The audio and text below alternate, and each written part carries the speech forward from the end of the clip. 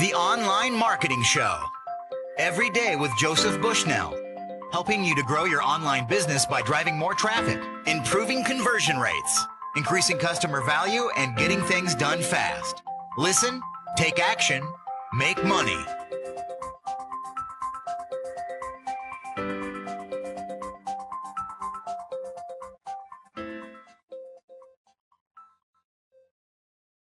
Hi, welcome to the Online Marketing Show. I'm your host, Joey Bushnell. Today's special guest is Robert Stover.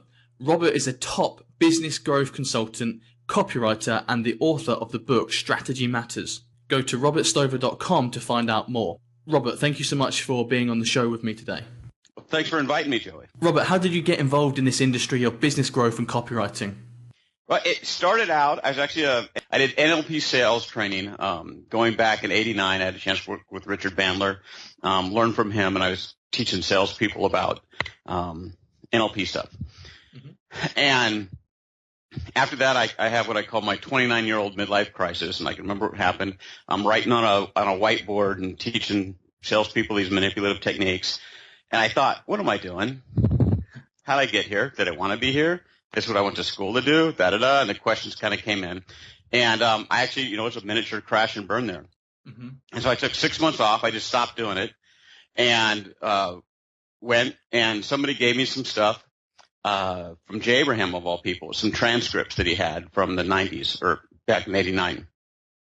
And just fascinated me was the marketing.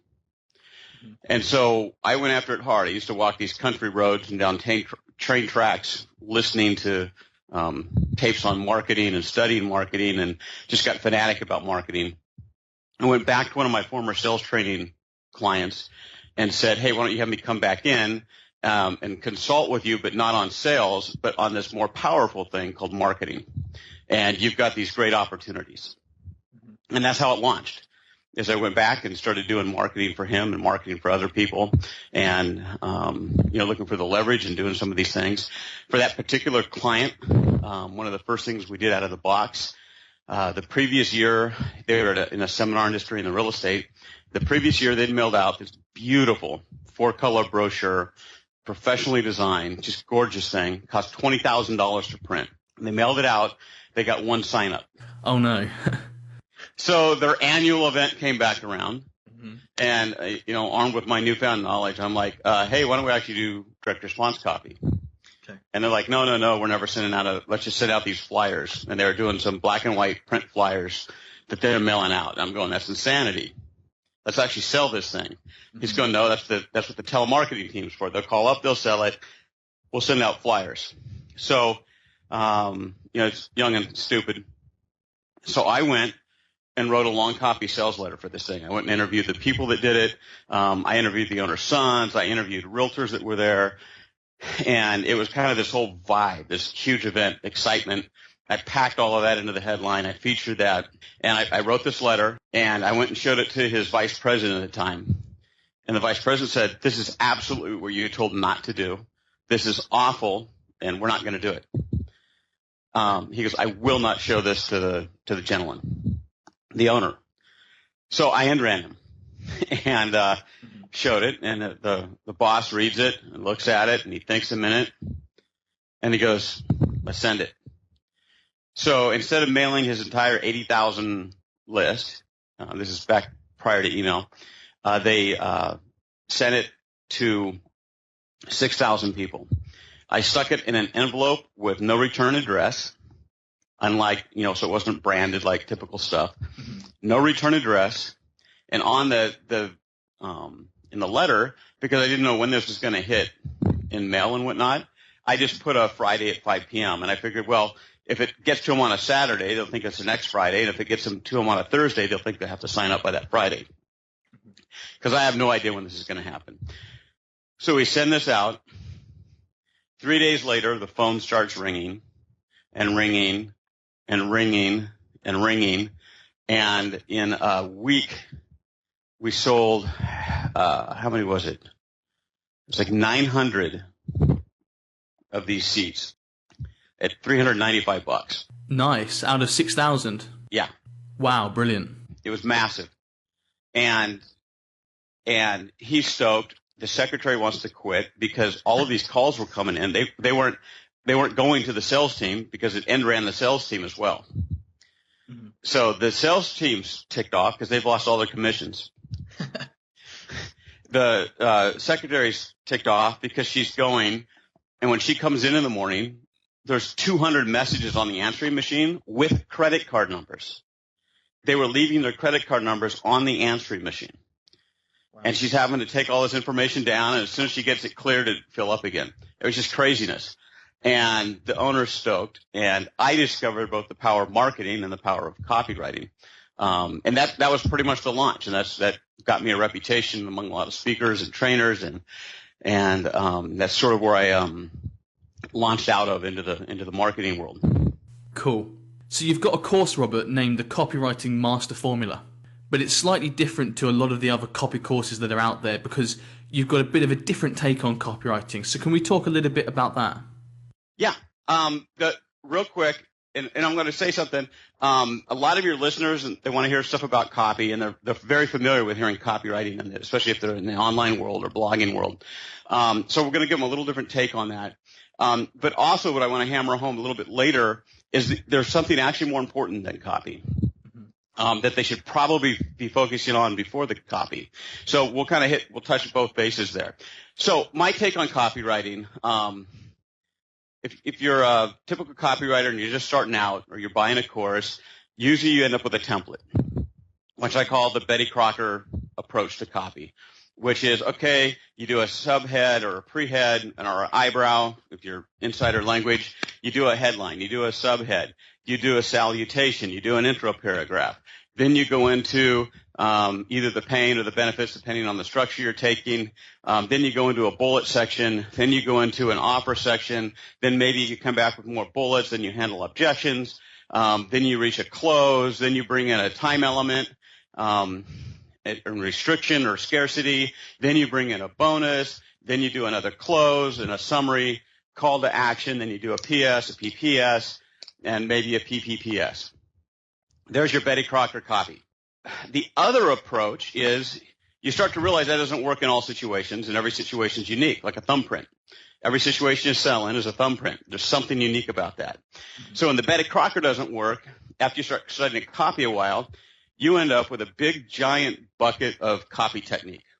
I can do this, and you've got things like underlining and bolding and highlighting and scrawling stuff on the side. You end up with this sales tactic and this sales tactic, and maybe you should, maybe you shouldn't sales tactics. And so you end up with all this huge assortment. In fact, one of the books out there has, I think it's 2,200 or 2,300 copywriting techniques in it.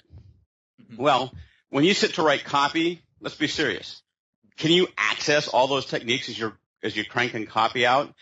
And is that a structure? And I go, like, no. So we know movies have a structure. Yeah. Hollywood has a movie structure. There is a structure. And so I started looking at, what's the underlying structure of copy? And I looked at some traditional ways to structure stuff. And there's attention, interest, desire, action. Well, yeah, you got to get their attention. But interest, what does that mean? What's the difference between interest and desire? And isn't what gets people attention that which they're already interested in? And where are handling objections in that? Where is this thing called, what Aristotle called ethos, an authority, like you might see at a Shadowni's work on influence? And I realized these formulas weren't doing it. They had gaping holes in them. So that's still not something that you can base your copy off of. So then it was just kind of like an aha, where I flipped it around backwards, and we'll hear that again a little later on flipping things around starting at the end. But I flipped it and said, what if I stop looking at what I'm trying to do to somebody, which is influence and persuade, and here's all my techniques to do that. And instead, I looked at a sales decision as a subset of a buying decision as a subset of decision making. Well, there are models out there on how humans come to make decisions. And so I started studying it from how do people, when no one's there to persuade them, how do they sell themselves? And from that, I came up with the structure, and all of a sudden, this huge bucket of different techniques I had fell into place. Like, oh, I get it. Here's why I'm doing that. It's because it does this function in the decision-making process. whether it's amplifying the pain, or whether instantly they turn to look for solution, or it's amplifying the authority of the speaker and writer because they're looking for evidence, or it's doing this. And so from that came the copywriting master formula. Okay. It was my attempt to take all of the hundreds of techniques and distill them into a repeatable thing that I can go into a situation and go, okay, do I have this major chunk of decision making? Do I have this chunk? Do I have this chunk? And do I have this chunk? And then below each of those elements, you've got dozens of things. If your listeners want to go look, I've got a free video up. It's about 30 minutes long. I give the whole technique away, and it's at secretcopyformula.com. That's secretcopyformula.com. And then if they want to sign up and they have a chance to opt in, and then I even go into more in depth into the formula. So there's a lot of free stuff there if they want to go out and get that. Okay, cool. Is there anything about that you could share with us now on the call itself, like what some of those major steps of the formula would be? Sure. If we start with decision making, you don't make decisions in a vacuum. You just don't go, hey, I think I'll go buy a Mercedes today. Something happened before that. Usually what happens, and it's common, is a problem. So somebody starts to get a bit of a problem. Then that problem grows. Like, well, I was minding my own business. All of a sudden my car needed $300 worth of work done to it. Then the guy at work, the other consultant, pulled up in a new Mercedes. So now my car, I'm spending money because it needs repairs. And now another guy looks better than me.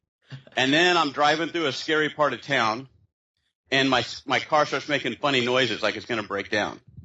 Now I'm getting a little more scared, right? So problems start. I use a pebble into a water as an illustration. Problems always start, and then they start to ring out and get bigger and bigger and bigger.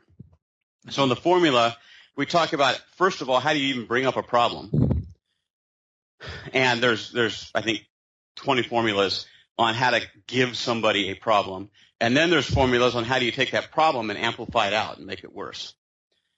So almost always then, people are going to go a couple different ways. If they're scientific minded, they look for causes. Well, and this is like one of the big ahas in the formula. As I went, oh my word, no one uses causes.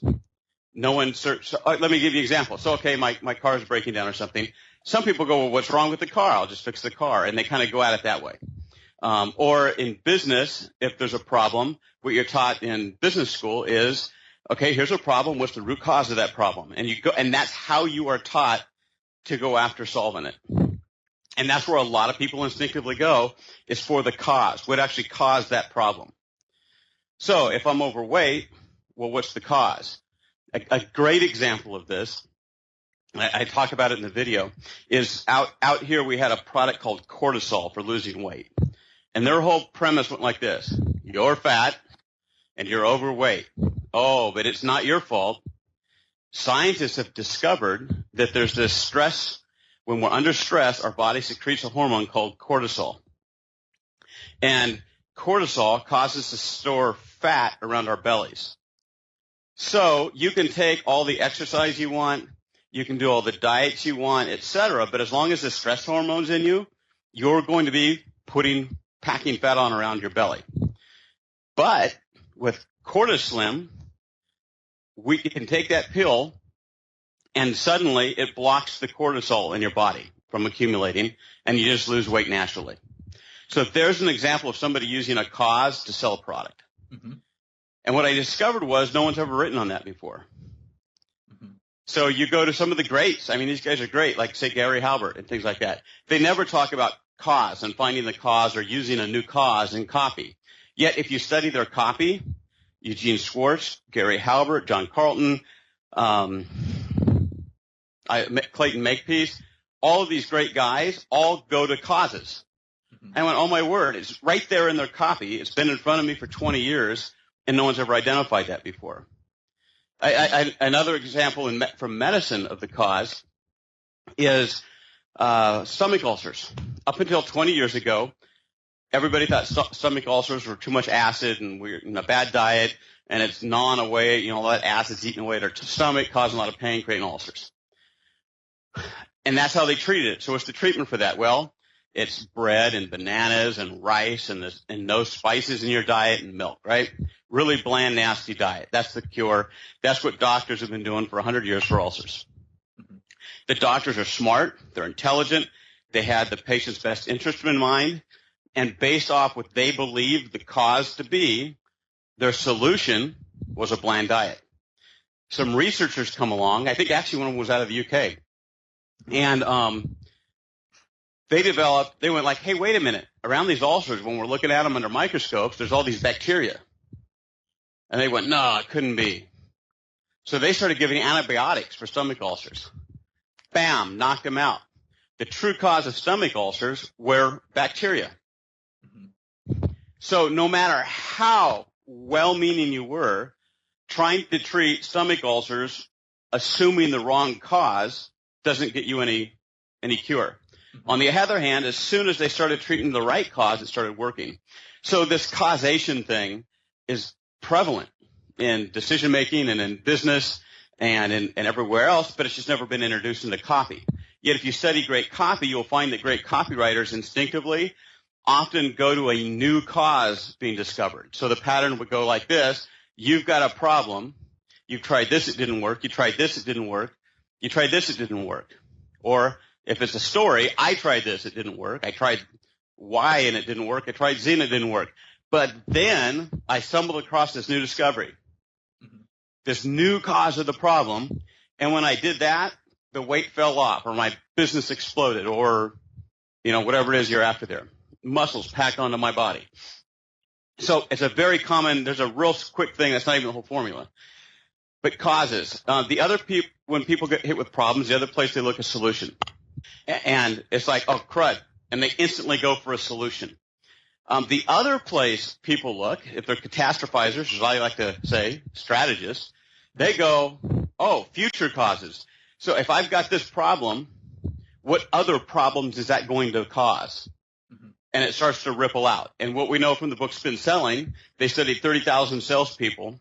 The absolute best salespeople didn't handle objections and didn't try and they weren't great closers, but what they were awesome at was taking a problem, dropping that pebble into the water and going, what other problems is that causing? Okay, so you're a little low on money. Is that causing stress with the family? Does that mean you can't take some of the vacations you wanted to? Does that mean you're not going to retire comfortably? What about sending your kids to school? Not going to be able to do that, are you? So you might even lose your home. Going to get in trouble with the IRS if you're over here. I don't know what the UK revenue system is. But so the best salespeople go after causes. And for example, Dan Kennedy's formula is problem amplified, the cause. So that's the simple of looking for the implications of a problem. Next we go to solution. Usually we don't look at one solution. The human brain seems to look at three. Okay. And if you go to copy, a lot of times you'll see this three rhythm going. Or if you watch people in your life make decisions, you'll see they look at three options. And that's about all we can handle and juggle for some reason. So our brain, that's not the limit, but our brain seems to go, oh, do I do this, this, or this? Well, how do you choose among those? And here was the other big discovery was, it's criteria. There's this thing called criteria in decision making. If you go into copy, it's all over the place in people's copy, but it's never been talked about. A great example of this is I had a client in the mortgage industry. They're selling loans to homeowners. Well, in the U.S., when people would call them, there's all these ads of people doing all these bogus rates, phony rates, low rates. And so what consumers out here got in the habit of was, ring, ring, hi, Joey, what's your interest rate? And if you said anything that wasn't as low as the phony rate in the paper, they hung up on you. But the truth is, everybody's situation is different and everything's unique. My client created this software that did an analysis, and what it discovered is, and it's kind of a complex story on how it works out, but based on how long people are in the home, based on the payback rate, all this other stuff, very often the lowest interest rate in the short term carried a much higher cost. So if you got a lower rate and you're in a home for 7 years, not the full 30, you might actually pay way more out of pocket with a lower interest than with a higher interest. It's crazy, but it was for real. But getting anybody to hear that was impossible. They want to hear lowest rate, and they've been trained by all the other mortgage companies, rate shop, rate shop, rate shop. So the problem my client's having is people calling up, ring, ring, what's your rate? They give an honest rate, click, buy, or buy, click. We solved that with criteria, and we did it with a question. And the simple question was, ring, ring, ring, what's your interest rate? And we trained the salespeople to go, I'm sorry, did you want the lowest interest rate or the lowest total cost loan? And they just shut up. And the consumer goes, what's the difference? Mm-hmm. And then the salespeople go, what, no one's ever shown you this before? I can't, have you talked to other people and they haven't told you? Well, that's just wrong. Yeah. And then it gave them, well, here, let me show you, because they could send them spreadsheets and stuff. And it's like, let me show you the difference and show you how this works and show you why. And it opened the people's mind to a conversation. It was extraordinarily successful. But what made that possible was that step called criteria. Yeah. So criteria, when we're looking at 2 or 3 things, which one's the best? And criteria might things we value things like speed, time, cost, etc. Those are our criteria that we use to juggle. I had not seen that written much about in copy. So anyway, that's one of the steps in the formula. And it comes from how we naturally make decisions. Then we have to go from all of those to one. How do we choose just the one? And we have to move to preference. And again, I found patterns out there in copy, fundamental patterns that, that's the way we make decisions naturally. We look at many options. We take criteria. We narrow to one. Well, I started seeing ads that followed that same fundamental thing. And I used the example of our luxury car ad. And it starts and it shows, 6 or 7 luxury cars all coming at you down the road. And it goes, if you take away all of the luxury vehicles that don't have 500 square feet trunks and 2 or 3 vanish off the road. And if you take away those that don't have 4-wheel disc brakes and 2 more vanish. And you take away the ones that don't have seated air conditioning and there's only 1 car left. Your choice is obvious. Mm-hmm. It's the, XJ7 Roadster. Mm-hmm. So there is an example. I call it the decision funnel. We do that to ourselves all the time. Advertisers do it. I'd never seen it written about before. Mm-hmm. And so it's a very common pattern you can do to create exclusivity. If any of your listeners out there are freelancers or sell individual product and stuff, they're always going to come up against competitors. And a very fast way to set yourself apart, say they're into copy or something, I don't know, and you go, you know what, out of all the copywriters that you could hire online, there's 5 that are really good. Yeah. So you admit the truth. There's 5 that are really good. Of those really great copywriters that live in the UK, there's 2 of them. Mm-hmm. Of those that specialize in online businesses, I'm the only one. Mm-hmm. Yeah. So there's an example of using that decision funnel and coming right down to a point. So you went from the broad selection, you admit it and that, and anyway, those formulas and many more are free. From there, you get to, obviously they have to take action, and from action, I throw benefits on the end because that's what people want, and that's what's kind of pulling the decision through. So I'm going to make this decision with all the good stuff I'm going to get, and then we move into judgment. And here's where almost everyone falls down, which is what we forget about is once we've made a decision in our personal lives, we come back and go, was that a good decision or was that a bad decision? And we go, oh. So all of our customers do the same thing. So we have to sail through that judgment phase. Now, all along this process, there's 3 other elements at play. And one is the constant search for evidence and proof. What most copywriters, at least when you look at a lot of online copy, they'll do all the copy and then they'll hit a segment near the close where they start handling objections all at once and a big clump. But that's not when people are objecting. Mm-hmm. People are actually objecting every time you make a statement or a claim through all the copy.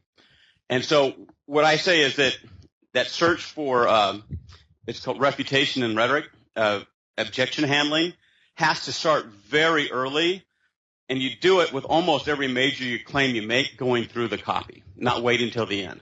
Okay. The other thing is to search for proof and evidence, depending, if you're a sales guy, you're offering proof. If you're a consumer, you're looking for evidence. But again, the evidence starts not at the end, or not with a cluster of testimonials at the end. It starts way back when you're stating a problem. Well, what's your proof that's actually a problem? Do you have supporting evidence that that's a problem? What's your proof this is the real and true cause of something? What's your proof that these are actually the implications they're going to have? So if you study great speeches, get a book like on the 100 best speeches ever or something like that, and you study that, you'll find out that they're offering proof and evidence very early on. They're not waiting until the end. Yeah. So then the other final part, extraordinarily powerful part, and I took the word from Aristotle, is ethos. And that is, what is the power and credibility of you as the writer or speaker have on the entire process? And like one example of ethos, some of your listeners will be familiar with the great copywriter Gary Benjavinga, probably one of the greatest that ever lived. Well, out on his page, selling his stuff, he does something. It was kind of interesting. He does something that he doesn't actually teach in his $5,000 course, and it's an ethos technique. And what he does is, before he tells you how good he is, because he's writing in the first person, he first tells you everything he's bad at. And he goes into a segment of, you know what, if you're looking for a guy to fix a car, you know, I open the hood of a car and I stare at it like a cow staring at a fence. I'm worthless around the house. I can't fix anything. I can't do this. I can't do athletics, and I can't do this. So he's just told you all the stuff he's terrible at. And then he goes, but when it comes to copy, I know 30 different things you can do to a headline to increase it by 300%. I know tweaks that you can do on your offer. I know things like eat and breathe it. I study it 16 hours a day. So, but if he just come out and said that, you'd go, what a braggart. Yeah. What a boastful man. But by his first going, oh man, I'm so cruddy at this stuff. I'm a klutz. I'm this, I'm that, and the other. And then coming out and going, I'm a chess master. You're going like the believability, first of all. Mm-hmm. So it's, wow, that's very believable. I believe him when he says it because he told me all the stuff he was bad at. But secondly is like, oh wow, he's a nice guy.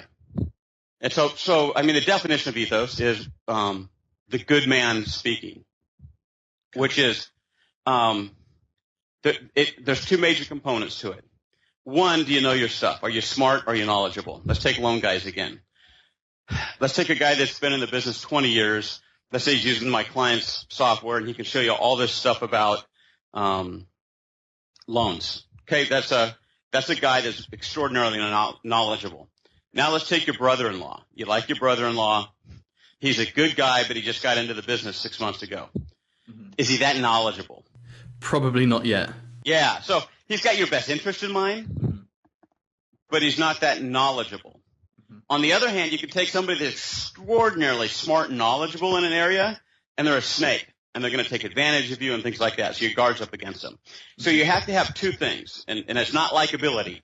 It's, are they knowledgeable, like a doctor's smart, knowledgeable, and do they have your best interest in mind?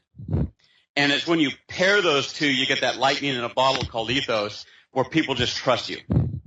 Brilliant. You have to pair those two together. They respect knowledge, and then they respect that you have their best interest in mind, but there's a lot of people that have our best interest in mind that are stupid. And there's a lot of people that are knowledgeable that are going to try and take our money from us and rob us. Mm-hmm. So those two have to come together, and Aristotle discovered that when they do, it creates a very powerful speaker, sales, writer, salesman. And so that's the other element that the formula goes a lot into. Awesome. Thank you so much for sharing that, Robert. If we want to dive in deeper, we can go to your website and watch your video and check out more of that, can't we? Absolutely. Awesome. Okay. You mentioned earlier that there was something that's even more important than copy. I'm wondering, what could that possibly be, Robert? What could that possibly be? Well, as I looked, and I've got the advantage of being an older dude, so I'm looking over my history, I look over my work with clients, and I started noticing copy wasn't always the answer. It's a powerful one. It's not always the answer. And I noticed something very simple. I'll call strategy, a great strategy can overcome bad copy. Okay. Bad copy can't overcome a bad strategy. So the world's greatest copywriter can't write his way out of a bad strategy. Not going to happen. Okay. On the other hand, if you have a brilliant strategy, the copy doesn't have to be that good. Okay. And I started noticing these situations where we changed some factors on the ground, not the copy, and it just created blockbuster results. And coming out of that, I wrote my book, Strategy Matters. And it became a passion, was helping people find the right strategy. So before the copy has to come strategy. Okay. Copy would be the servant of strategy. And there's a lot of people spending a lot of money on copy courses that should be spending more time on their core fundamental strategy when they go in. And we can talk about – let me give a quick rule of thumb on what strategy is. We'll talk about the ITAP formula. The formula is called ITAP, T-A-P. So ITAP. The I stands for identity. And identity is made up of what's my purpose, what's my mission, what am I actually trying to accomplish here. Quick true story. I'm in the real estate market here in the U.S. There were two individuals, both started a company, pretty much kind of doing the same thing, training and marketing and sales. One individual wanted to get wealthy. The other wanted to have the largest ad agency in the real estate industry. So they started off with fundamental different purposes. The one that wanted to have the largest ad agency, he had staff, he had people, he had nicer buildings, because all of that goes into largest agency. Well, they also end up with massive overhead and about to go bankrupt. Yeah. The guy that wants to get wealthy, he's looking for ways to cut costs, to sell better, to add new products in that people buy more of, going out with repeat products, being careful about offering too many services that are labor intensive, things like that. So there's an example of two different goals, create a radically different companies. So the first part of your strategy is, what the heck are you trying to do? What are you in business to do? Just get to the guy that wants to make a lot of profit versus the guy that wants to serve people the best. I was just cruising through the Steve Jobs biography that I'm like the last guy on planet Earth to read. But it was very clear. His whole thing was about making insanely great products, not making a lot of money. But the money followed the insanely great product. So his thing was, I want to, in his words, create a dent in the universe. I want to make insanely great products. Versus other guys that he didn't like that just wanted to make money. That was one of his beefs with modern business school. So those are two different objectives and goals going forward. So I'll give you another simple one. One of my favorite questions is why, and we can instantly make your listeners here strategic consultants with this one 3-letter word, why. Typically, people are taught to talk about looking for causes. For example, the Toyota Six Sigma, the 5 whys. Something's wrong. Why? Oh, well, because of this. Well, why? Oh, well, because of this and this. Well, why is that happening? Because of this. And what it does is reduces you down smaller and smaller and smaller until you find, in theory, the root cause. The way I like to do it is the opposite. So I take it the other way. Somebody comes to me with a problem or a goal statement. For example, one of my clients came and they go, we want to reduce objection handling. Can you give us training in handling objections? I'm like, why? And they look at me like I'm an idiot and go, well, so we can sell more. Make more sales. I went, well, why do you want to make more sales? They look at me like I'm an idiot again. And so they're like, duh, so we can make more money, more profit. And I said, well, why don't we make that our goal? So instead of coming and asking me, how do we handle objections, why don't you come and ask me, how can we make more money? And they're like, oh. So we ended up creating a solution where instead of handling objections, their salespeople were cold calling managers' offices and selling the managers an $1,800 management training course. And they kind of ring, you've heard of big guru name, and they start pitching the course cold over the phone. So I mucked about in their offices, and I found out they had a demo tape that after they tried to do this and call back a bunch of times, they'd offer a demo tape. Well, here's our guy actually doing these management lessons. And then I mucked around, and I found out they had a sheet that listed, I think it was 20 different video cassettes in this course they were selling.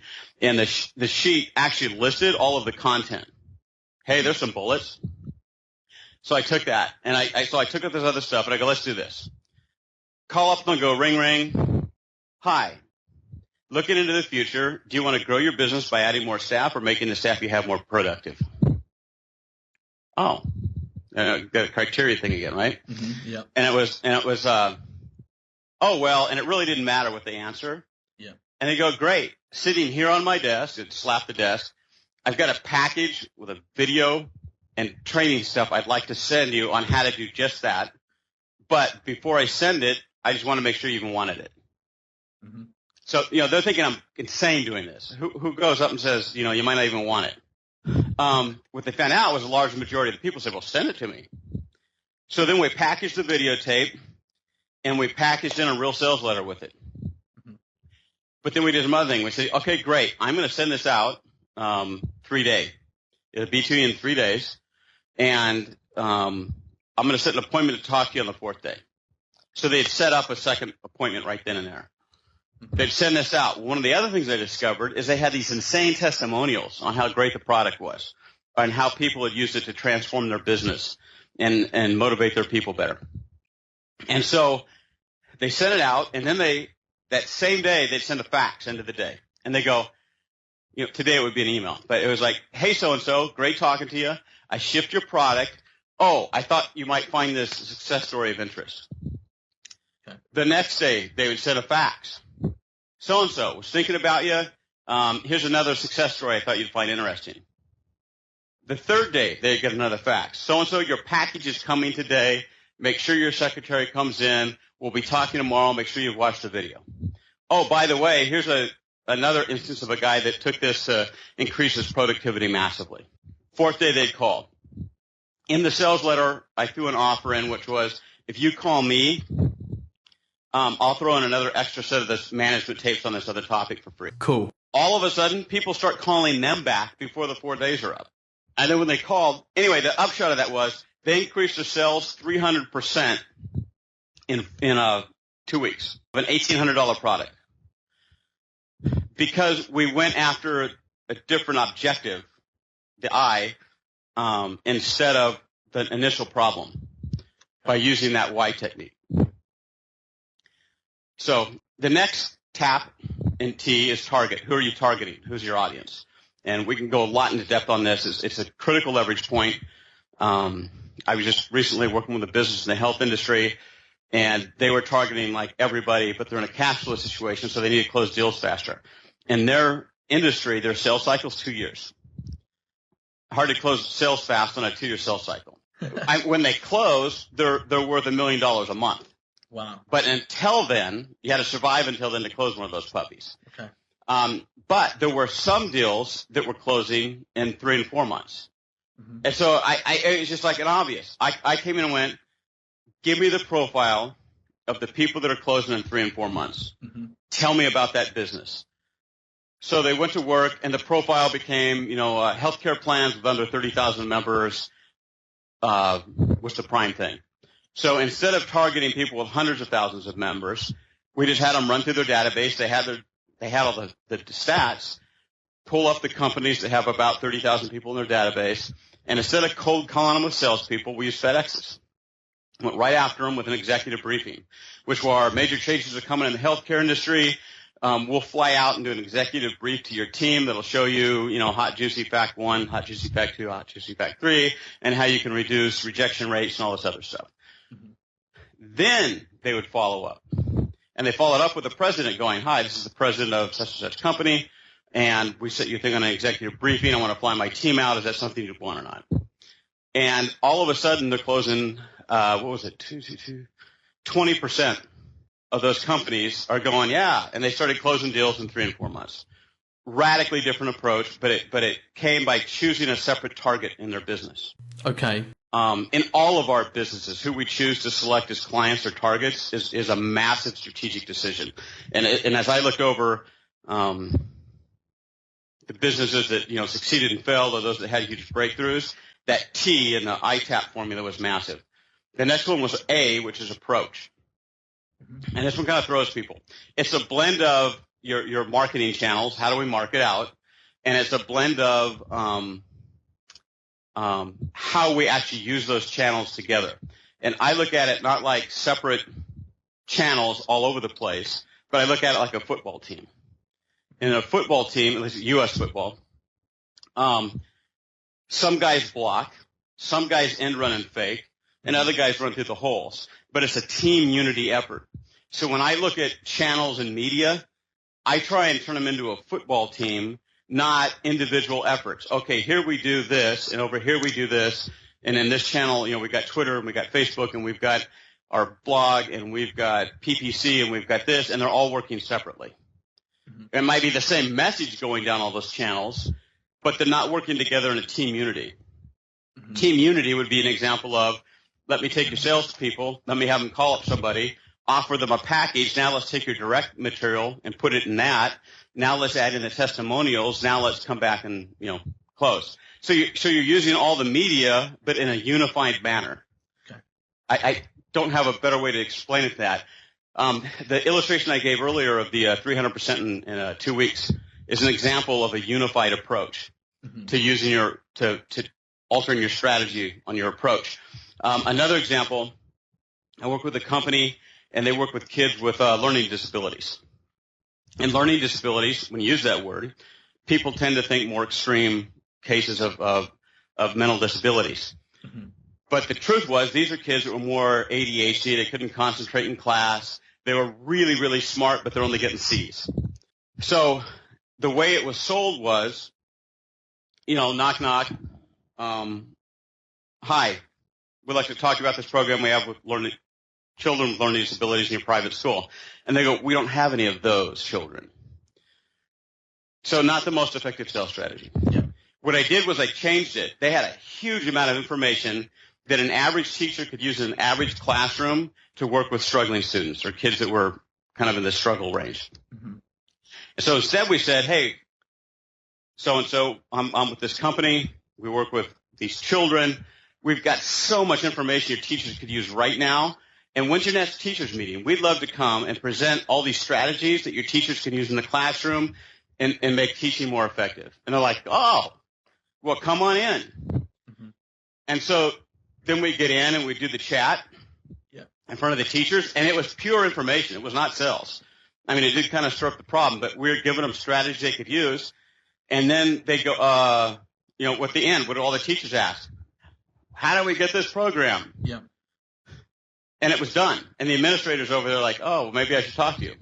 So that was an example of changing an approach. That increased sales 50% instantly when the approach changed. So that is kind of a different way to look at it, but that's the approach. P is what's your proposition, which would include your product, your offer. It would include the positioning. And all of those elements include your promise when you go in. In the mortgage industry, I had this client, and they sold to the mortgage industry. So they sold to loan officers, and they were selling their product based on we can increase your sales. Well, I had done some research a couple years earlier, and I found out that in that market, referrals was a hot button. And at the time, the internet was blowing up. And I said, here's how to turn CPAs and financial planners into an internet superhighway. That exploded. They could mail that out to a cold list and get a 13% response rate. Then we modified it as times changed and moved to one of the fellows that used this program, and he was generating $500,000 a year in referral commissions. And it was how to become a $500,000 a year referral machine. And that ran for 10 years. That was worth millions of dollars, that one thing. But by changing the core proposition you're going to a market with, it radically alters. That's the other key point on your strategy there. So it could be the promise. It can be the positioning of your product. It could be your product. You know what? Stop selling this product. Let's do another product. So those are four major things. The I, what's your identity? What are you trying to do? What's your purpose? What's your mission? The target, the T, who am I going after? Who's my client? Who's my prospect? The A, what is the approach I'm going to take to get them? And don't think just in terms of channels, which you have to, but in terms of making them work in unity. And then P, what's my proposition I'm coming to them with? And the proposition is the product, the offer, the promise the product's making, and the positioning of it. Excellent. Any one of those four could lead to a massive breakthrough. But if we make improvements in all four of those areas, it's going to be really exponential, isn't it? Yes. There's a caution, though, and here's what it'll throw you. You may only want to change one of those. Oh, okay. What I found out is almost every business ends up morphing around. It's kind of like kind of evolutionary cycles and how bats in one area develop bigger ears and only eat fruit, and in another area they got tiny little ears and they eat insects. And they specialize, right? Well, all the businesses tend to specialize around their food source. However they started and they start to get their leads or their approach and they're getting business, they tend to structure around that. Mm-hmm. It's hard enough to change one of those. Like if you're using one approach or one channel and you go from using classified ads or you go from magazine ads that are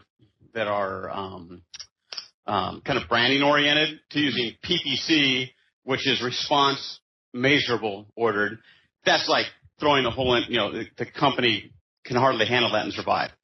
So if you change two things at once, it breaks apart. Okay. It's almost like the company. So yes, it would be exponential, and often just changing one is exponential. Mm-hmm. But if you go changing two or three at the same time, it blows apart. Okay. It's like the company, the organism can't handle all that change at once because it is fundamental and strategic.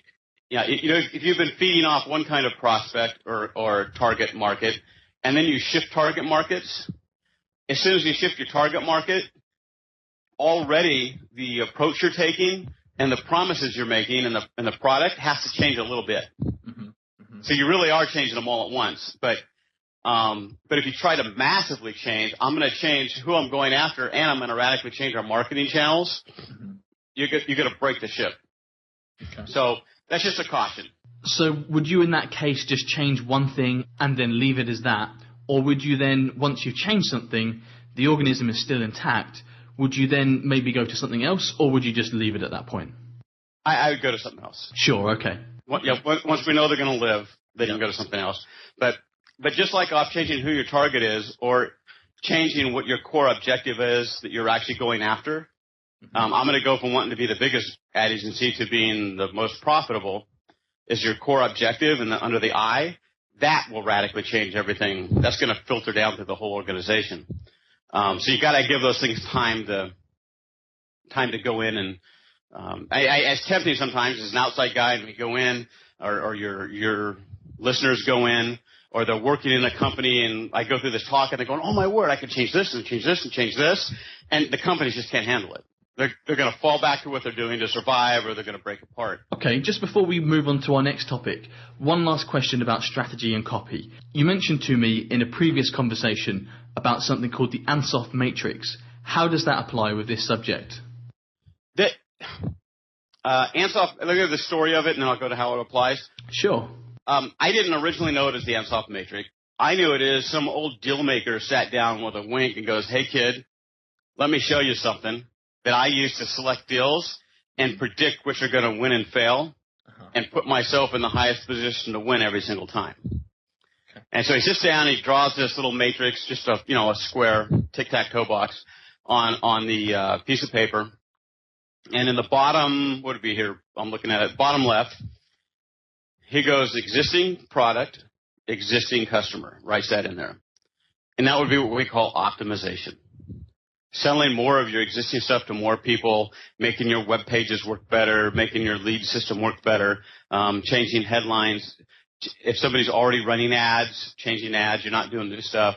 Product manufacturing, going to a whiter mouse so the customer uses more of it by accident. All those kinds of things. Selling more stuff to existing customers. And I even say existing markets, which is just expanding your market a bit. Right up from that, so on the upper left, he writes, existing customers, new products. So now we've got these customers that we have a relationship with. what else can we sell them? And here you get into, if you don't have something to sell them, you get into affiliate marketing and all of these other things. But affiliate marketing to your own people, not going out cold. Then he said, your existing products to a new market. And what we find as we're doing this is the probabilities of your succeeding are getting smaller and smaller. Okay. If you're doing marketing initiatives, if you're working within a company, I would encourage anybody that wants to do better at marketing, move up in their companies, eventually move on their own, is take a look at the existing company's marketing and find ways to start making small tweaks. Okay. That's extraordinarily high probability of success. If I tweak a headline, if I tweak an offer, if I tweak our approach to the existing customers, I've got an extraordinarily high chance of what I do working. If I come in and propose, okay, let's take and bring new products and services to our existing customers, I have a very high probability of succeeding. I can talk to the customers. I can ask them what they want. That clues me off on, what their problems are, what the challenges are, things like that. I've got an existing relationship with them that I'm coming in with. So that's got a very high probability of success. The second, I move to my existing products that are known to work, and I'm trying to reach new markets with them, I start to get a little away from success. Okay. It's going to be a lower chance that I actually succeed. Then new products to new markets. Yeah. If I'm coming into a market and I've never sold this product before, in fact, it's a newer product, and I've never sold to these people before and have no relationship with them, I'm in the extraordinarily high probability of failure quadrant. Conversely, I'm in the extraordinarily high probability column that if I do succeed, it's going to be an Apple computer breakthrough. Yeah. Mm-hmm. So it's those different quadrants. So you have to know your payoffs. For smaller companies, they shouldn't be jumping out to that fourth quadrant. Mm-hmm. If you're a major corporation with major money and you can take some losses and that's just, that's part of business, absolutely they should be, at least part of their investment needs to be going into that fourth quadrant. Okay. So there's two ways to use this tool, maybe three. The first is, I mentioned the ITAP formula, and you're trying to come up with ideas and strategies. Mm-hmm. Those ideas that you come up with are going to fall into this box. This box helps you know what's going to succeed. Next, if you've got a lot of freelancers, designers, copywriters, things like that listening, or people looking to jump into getting business, I don't know why, but everybody wants to jump into that fourth quadrant. Is what everybody wants to do instinctively. Mm-hmm. Oh, I found a market where no one's ever done it before, and it's a new product. Woo! And they think they've hit the mother load. What they've done is hit the 95% chance of hitting the wall. Yeah. Mode. And for some reason, untrained entrepreneurs, that's the pool they want to jump in. Mm-hmm. The pool without water and a high dive. Yeah. So instead what they should do is aim for, hey, am I doing marketing? Am I doing freelancing? Am I doing consulting around your existing stuff? I'm going to look like a stud. Am I helping you take your existing or take new stuff to your existing relationships? I'm going to look like a stud. I'm going to do well. As soon as we start jumping out into new markets, there's a good chance or higher chance I'm going to fail. So for example, for copywriters, Gary Benjavinga never used to look for new people that had never done anything before, and he never tried to do these breakthrough packages. He looked for people that had existing packages, mail packages that were breaking even, mm-hmm. but that they weren't doing all the things he knew that they needed to do. And he called it picking on whims. Yeah. That's how he started winning all the time. Jay Abraham, the great marketing genius, he either does box one, which is he starts tweaking existing. They have salespeople. He starts existing what they're doing. They have ads. He starts tweaking the ad, the headline, the offer, the structure of it. He doesn't come in and go, let's do completely new things. Or he comes in and goes, wow, you've got a customer base of 300,000 people, and you're only selling one product, and you have incredible relationships with them. Let's do a joint venture and offer them something new. Mm-hmm. He does not go out into those other boxes. Okay. So he might teach how to do it, but when he does deals, he's doing deals in box 1 and 2. Okay. So as a copywriter, I mean, I remember being hungry for business and somebody comes to you with something. Yeah. And almost always it's going to be something like in box 4. And you write and work your tail off. And you just have to know there's a high probability this is going to fail. Mm-hmm. On the other hand, if a guy with 80,000 customers comes to you and goes, hey, I'm introducing this new product. Can you write something to my existing customers about it? Pounce on it. Yeah. Because you're going to look like a rock star. Yeah.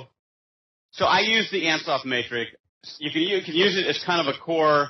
Okay, I'm looking at a business. Here are 4 major things they can do to grow. Let me look in each of those boxes for things to help them grow. Or I can look at my own business through that lens. What are things to my existing customers, existing processes, existing marketing, existing advertising, existing lead generation systems? What is stuff I can do to optimize and tweak that? I mean, and that's where a large part of the industry is. Brilliant. The next is, wow, I've got relationships now. How can I sell them more stuff, more of my product, more of other people's products, things like that. So you can use it to screen all the ideas. Like anybody listening to this or any of your other interviews, you can end up with hundreds of ideas if they go through all your interviews. Mm-hmm. This matrix serves as your criteria screen that we talked about earlier. So they can throw all that ideas. Where does this fit within the matrix? Brilliant. And as I learned later, it was called it actually wasn't this old dealmaker's idea. It was actually the MBA professor, Ansoff, who created it. And it's called the Ansoff Growth Matrix. My next question for you, Robert. I know that you're writing a book at the moment, and in the book you talk about something called the growth formula. How did you discover that? Oh, this is fascinating. I've done the copywriting thing.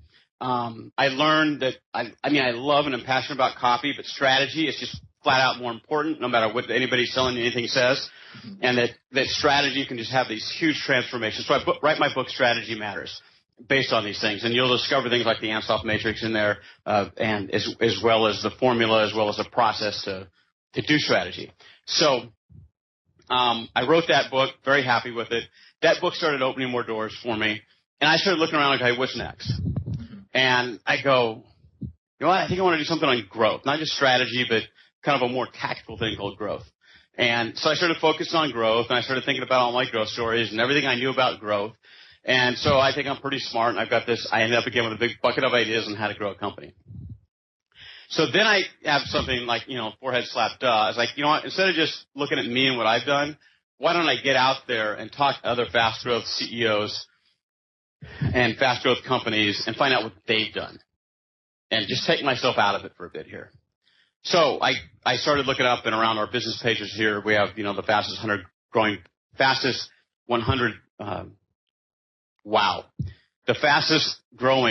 businesses, top 100 here in Orange County, California, and all the other cities in the U.S.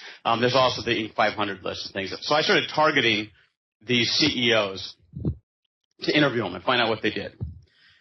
So I start off, and it's fun. You're talking to guys that have grown businesses to nothing to $10 or $20 million, and they're telling me everything that they've done and going on a bit about it. And I'm having fun for a while, but then all of a sudden I'm noticing I'm ending up with that big bucket of ideas again. Yeah. It's like, well, yeah, they got hit and they got knocked down and they got up again. So we know we kind of have to persevere. They work hard. Mm-hmm. They're smart. They do this. Some use more modern text marketing. Some use internet. Some use this. So all of a sudden I'm ending up with this big thing of tactical stuff that they've done. But and I'm kind of frustrated. So I'm going, well, this is nothing to write about that no one else has ever written about. So I start thinking about it, and I have a friend. He's a martial arts master in the true sense. He spent 10 years in China, came over here. He's a Pan American Jiu-Jitsu champion on top of the Chinese martial arts. He's written a couple books. One of them was Effortless Combat. What he did is he was looking at throwing, and he's kind of looking at how people get thrown, and he's kind of going through what I'm doing. Well, you've got the Japanese system of throws in Jiu-Jitsu where you name the throw after the joint you use. So if I grab your wrist and use that to execute a throw, it's a wrist throw. Mm-hmm. If I use your elbow or your shoulder, it's a shoulder throw. Then there's the Japanese system of judo, they name their throws after the body part that you use to do the throw. Mm-hmm. So it doesn't matter what you grab on the opponent. If you step in with your hip, it's a hip throw. If you loop them over your shoulder and do it, it's a shoulder throw. And so that's how they named it. So he's trying to look at all these techniques in addition to all of the Chinese systems. And they had different ways of categorizing their throws by forces and things like that. Mm-hmm. And he goes, well, let me turn this around. And if I'm being thrown, what's happening to my body? And he goes, oh, there's only three things. There's a circle, there's an arch, and there's a spiral. And he, for the first time in hundreds of years, came up with a different way to categorize throws. And which is pretty amazing, given all the time people have spent on this. So inspired by him, I looked at all these businesses and I go, instead of my trying to look at all the tactics they use, let me start at the end result of a breakthrough. You know, the growth shot up 300%. What happened right before that? So I started backwards and worked forwards. Mm-hmm. And I started going, it was pretty darn fast. The first thing that has to happen, there's a breakthrough result. What happened right before that was some kind of action. They took action. Okay, cool. We've all heard it before, but that is absolutely the step that happens right before results. What happens before somebody takes action? No one, even like in an instinctive situation, takes action without first having a concept of what they're going to do. They have to have an idea.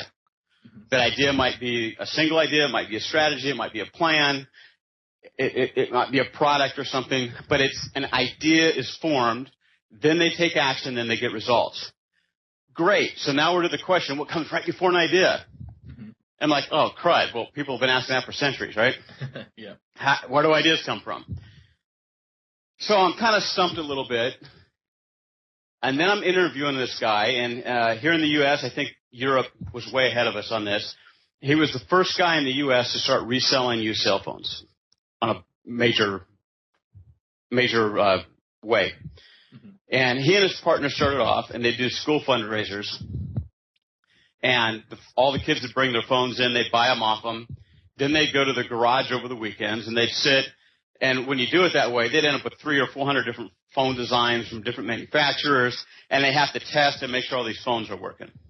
So, I mean, it's massively labor intensive. And it's incredibly intensive to go out and create these school fundraisers and get them going. And they can't quit their full-time job, so they're doing this part-time. So that's where they're at. And they're doing this. One day, they grab another box of cell phones and open it. Instead of there being 50 different phones in there, there was one type of phone.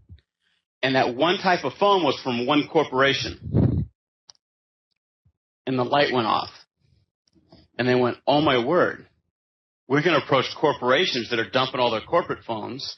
Forget the fundraisers.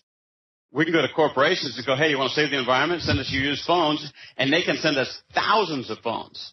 Mm-hmm. Our testing process, we just saved our time. We only have to use one piece of testing equipment to blow through all these phones to see if they're working or not. Right? Yeah. Bang! They could scale the business. And I think they were outgrowing the industry by 130% on the Inc. 500 at the time. They were Inc. 500 2 years in a row, fastest growing. So they're just smoking off that single shift. And when they had that insight and he's telling me that story, a couple days later I'm thinking about it and I forehead slap and go, I know what happens before people have breakthrough ideas. And it's insight into a leverage point. And I started going back over all these breakthroughs I've been involved in. I started, blowing through the business press, studying breakthroughs and stuff. And there it was every single time. If somebody found a leverage point, mm-hmm. then they created the idea and then they went. To show you how powerful this is, take the Folgers coffee here in the U.S. They've got an ad or a campaign that ran for years, and it allowed them to dominate the market. And it was the best part of waking up is Folgers in your cup. Mm-hmm. One of the people on the creative team realized that out of all the research they're doing, people had set the timers on their coffee makers, so when they woke up, it was already brewing coffee. Mm-hmm. And they took that insight, that leverage point, and it became one of the greatest ad campaigns in coffee history. Mm-hmm. Just like these guys took the cell phone and went. I had a guy, he was a bounce house guy. the little kiddie bounce houses that you rent for birthday parties and stuff. And he's a growth-driven guy. He's got a lot of drive. So he starts adding more bounce houses, and then he adds more people to deliver the bounce houses. Then he has to buy cars or trucks with trailers on them to run these things around. And the more he grows, the less money he's making, the harder he's working. And in Southern California traffic, on any given weekend, a couple of those guys are going to be late or miss a party because of traffic and traffic accidents. And so you end up with moms just irate, screaming that they've ruined their child's life because they missed this bounce house at a party. So he's frazzled, his people is frazzled, his equipment's wearing out, he's having to replace it. He's one frustrated puppy. All of a sudden he gets a call from a church group. And they go, hey, we need 7 of those bounce houses. He's like, So he does it, and then he realizes, wow, that was easy. Instead of having 7 different guys go to 7 different parties and stay out late at night bringing all these things back, I threw 7 of these on a truck and drove them to one event and made 7 times the money. That was his leverage point, was a new market that was much more ripe. And so he just changed everything on his marketing, and he went after church and synagogues and kind of social. Out here is the Rotary Club and the Lions Club and associations like that. And he went from being the bounce house guy to being the 3rd fastest growing party rental company in the Southern California area, all off of that one insight, that one leverage point. And I found out that those leverage points in almost every real successful business growth story were there, whether they just stumbled onto it or whether they found it. So then I started looking at these things. I go, with a lot of the companies that found these leverage points, that leverage point was available to them a year, 2 years, 3 years earlier, if they just seen it. Why aren't they seeing the leverage points? So I started looking into it some more, and we'll call it desire, or we'll call it pain. In about 50% of the cases, they face an existential threat to their business. Okay. They're gonna fail. In one case, one of my clients, they were one of the first companies to start the voice marketing, they leave the automated, I don't even know if it's legal in the UK or Europe, but they leave the automated messages on your answering machines. He's one of the first companies into that. FCC got into it because people complained about it, started regulating it, and they came out with a rule that stipulated companies can't even call their own customers past 18 months using the technology, and you can no longer use it except in political stuff. You can no longer use it. So all those companies that were thriving off using this thing for lead generation can't do it anymore. He's going to lose all his clients. He has a crisis. We take a look at his business, and we discover one industry, the retail industry, they've got a lot. I mean, each retailer had hundreds of thousands of clients. Because they're running sales and promos all the time, they had a reason to use the service almost weekly. And an ad created for one or a strategy created for one could be leveraged across the entire industry. They could all use pretty much the same follow-up message. So it was highly leverageable. And it was insanely effective. When these people did this, their sales jumped 5-10% if they alerted people by phone the night before a big weekend sale. So he said, okay, that's it. We're dropping all these other industries. We are going after retail. Everybody on his team is going, you're insane. We have to go to everybody. He's going, you know what? No, this is the future. Let's go after that. Bottom line, he was struggling around about $1.5 million a year. Over the next 2 years, they went up to $7 million, then they went to $10 million the next years. All off an insight, but they didn't get that insight into the better market, that leverage point, until he was in pain. Okay. So let's flip the formula around, and here's kind of what you get. You either get what I call a growth-driven leader, say Steve Jobs. These guys are just driven, or Bill Gates. I mean, these guys are just driven to grow. So they're constantly looking for the insights. Or they get in trouble. They get fired. They lose their job, or what they're doing, the market gets threatened. A competitor moves in, and it threatens to wipe them out. They have to go looking for a better way, or they're not going to live. Those are the companies, the driven because they're driven, or the driven because they're in pain, that discover leverage points. Okay. Once you discover a leverage point, the ideas are easy. If I tell you, hey, wow, one type of your customer can generate about 100 times more revenue than the others, what big idea comes out of that? To target them better? Exactly. It's simple, right? Mm-hmm.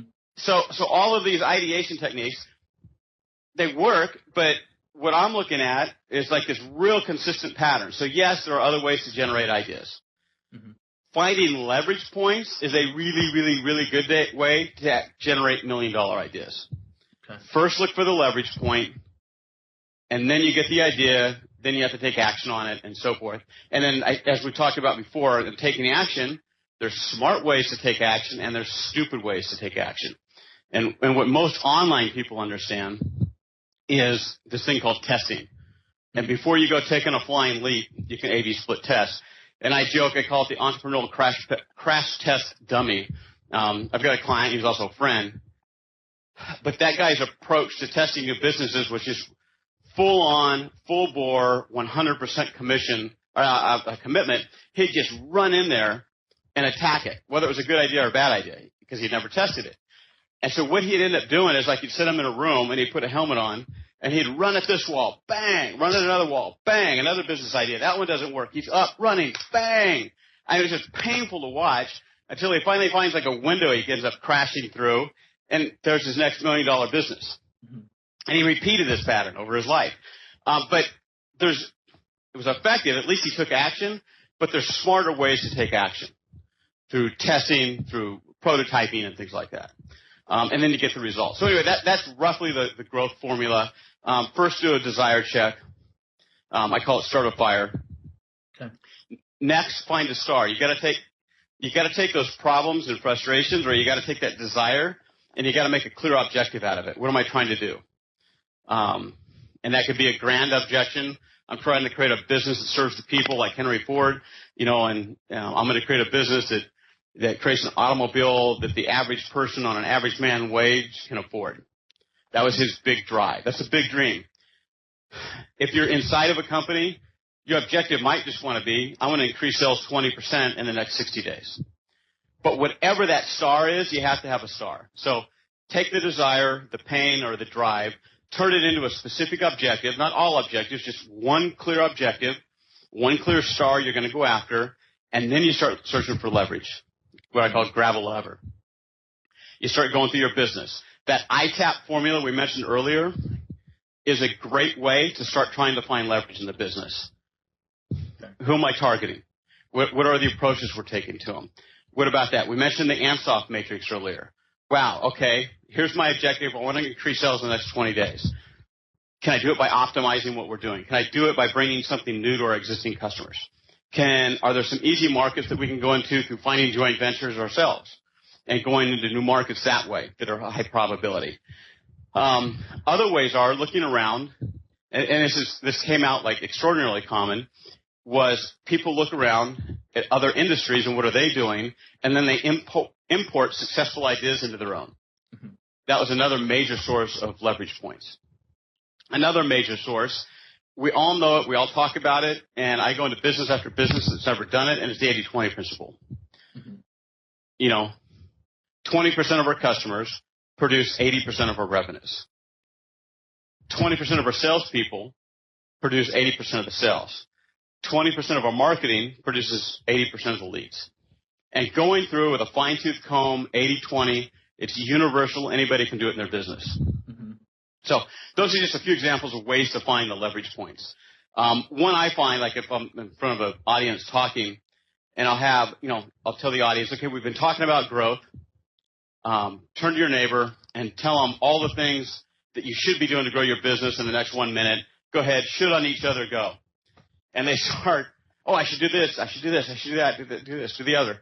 Mm-hmm. And then I bring it back, okay, out of all of those ideas that you just suggested doing, how many came up with the idea of stopping something? I'm going to stop serving markets. I'm going to kill off a product. I'm going to eliminate this division of the company. Mm-hmm. No one comes up with anything. Because everybody looks at growth like doing more and more. Yeah. But in a lot of the stories I just told you, they didn't do more and more. Mm-hmm. they narrowed down into one type of marketing, to one approach, to one type of customer. Yeah. And they narrowed it back down. And so anybody listening to this, or they go through all the interviews, you end up with all these things you should be doing. And the truth is, you should probably stop doing some stuff. Grab Forbes, flip through it, look at the turnaround stories. How many of those turnarounds came from them doing more and more stuff? Versus how many of those turnarounds came with a new guy coming in going, okay, we are stopping that. Mm-hmm. We are not going after this market, and this product sucks. Yep. We are not selling that thing anymore. We are going to do this. And so it's ironic, but some of the leverage points are letting go of all this stuff. Mm-hmm. One I like to emphasize, and it's not a leverage point, but it's a way to find leverage points, is what I call time for reflection.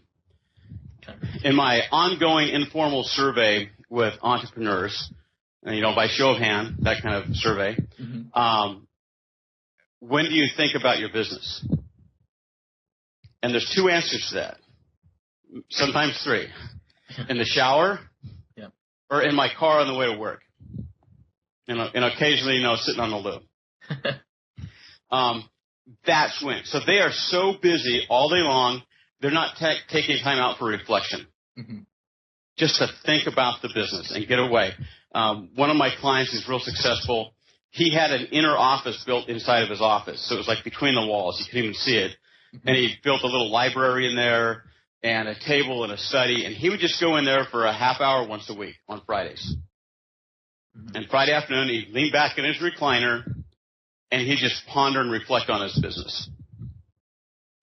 And when you do that, a lot of business people, they already know their answers. Mm-hmm. They know where the leverage is. They know what's working, what's not. But we're supposed to be busier and busier and busier and do more and more stuff. And I have to do Twitter. I have to do Facebook. I have to do PPC. I have to do joint ventures. I have to do this. I have to do that. We get so busy, we're not taking a step back and just reflecting on the business and going, where do I even want to go? Mm-hmm. Where do I want to take the business? What customers do I like working with the best? Which aren't I? Okay, here's a problem that keeps coming up. Why does that keep coming up? What's the pattern? And you've got to take time out to reflect on the business. This is another major key there on the leverage points. As far as generating ideas, like I said, that used to be my whole focus. I've got a library. It's got 2,000 books. Probably 3/4 of them are sales and marketing. The other 1/4 of them are on ideation techniques. How do you create ideas? How do you create ideas? Because I was all about the idea. Hey, I'm an idea man. And what I learned was I need to be all about the leverage. Mm-hmm. The ideas come from the leverage pretty easily. Okay. Once I found the leverage. So that's a little shift in my behavior in the last 2 years.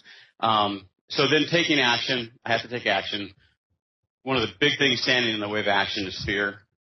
It's like get over it, do something small, do something. But I like to say once you take an action, there's 3 R's, R3 if you want to write a code. Take a look at it and you ask, did it work? So do I refine it? Okay, it worked so-so, it didn't work all the way. Do I want to refine this and make it work? Mm-hmm. Did it bomb? What we do instinctively, because we're not quitters, is we try and called reinforced failure. Okay, this idea didn't work, so I have to try harder. Mm-hmm. Okay, that didn't work, now I have to even try harder. Wow, that still didn't work. I need to bring in my best team members and work on this. And we start what Drucker called feeding failure. Mm-hmm. We take our best people, our best talents, our best time, our most emotionally, our emotional energy, and we throw it into what's not working. Mm-hmm. Instead, we should, the second R is reject it. So can I refine it, make it work better? Can I reject it? On the other hand, sometimes we do stuff that works really well, like we send out a letter, without a return address or branding on it, and it creates $395,000 worth of sales in a week. Maybe I should roll that out, and that's the third R, rolling out. So R3. So under how do I take action? Find something to take action on, and then R3 it. Refine it, reject it, or roll it out. Brilliant. And then the last step, enjoy the results. Have the breakthrough. Yeah. Awesome. Robert, I have to say that you've really got me thinking about all sorts of things now, leverage points in my own business. I hope everyone listening to this is having that same thought process as well. It's great that you've clarified that and just shed some light on an area that we would all like to benefit from, but sometimes don't know where to start, and knowing that the leverage points are where to begin. Well, I guess we begin first of all with the drive and wanting to get that breakthrough in the first place, but then finding that leverage point, I think, is probably the step where a lot of people are missing. So it's fantastic. I just know intuitively, and I do it too. Yeah. You feel the pain. Yeah. Maybe you form or don't form a fuzzy objective or a star, and instantly you start creating ideas. Yeah. And it's like, okay, we'll get those out, then take a step back and look for leverage. And that's really the grab a lever is like if I'm leaving something with your listeners, it's grab that lever, because that baby's where it's going to happen. That's what's going to grow your business. Thank you for explaining where to actually look for those levers as well.